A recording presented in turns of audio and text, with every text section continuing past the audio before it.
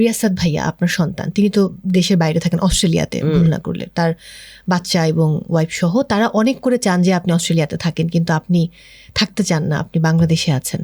আমার আপনজন এখানে থাকতে ভালো লাগবে অবশ্যই, আমার নাতি নাতি মিস করি সবসময়। তা এখন তো ভিডিওতে দেখি, একটু হাই হ্যালো করি, একটু কথা বলি, স্কুলে গেছিলে, কি গিয়েছো, কি করছো, দাদি দাদি দেখো দেখো দেখো দেখাচ্ছে কিছু, কিছুক্ষণ সময়টা ভালোই লাগে। চাইলে ফট করে আসতে পারবো না, কত দূরের রাস্তা, ছেলের সঙ্গে রাগ করে একটা গাড়িতে রিক্সায় উঠবো বা একটা সিএনজিতে উঠে চলে আসবো, সেটাও পারবো না। তো অত দূরত্বে থাকা আমার ভালো লাগে না। কিন্তু এখানে একা থাকতে খারাপ লাগে না? না, একটু খারাপ লাগে না।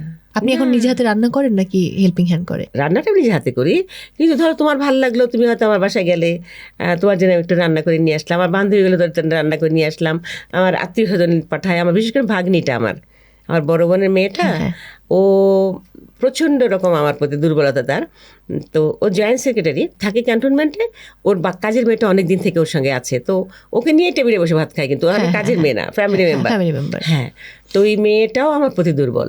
তো মেয়েটা না বাজারে গেলে আমার পছন্দতম জিনিস কিনবে, আবার আমাকে ফোন দিবে, খালা আপনার কি এটা আছে, আজকে না এই মাছটা দেখলাম বাজারে, আনবো? আমি দূর আনিস না, আছে বাসায়, বা এসে না খালা আনি। হ্যাঁ, শুধু আনে না, বাসায় এসে কাটি কুটে সে পরিষ্কার করে ধুয়ে তারপরে সে আমার জন্য কাঁচা মাছ হলে এইভাবে আনবে, তা না হলে রান্না করে আমাদের তরকারি নিয়ে আসবে।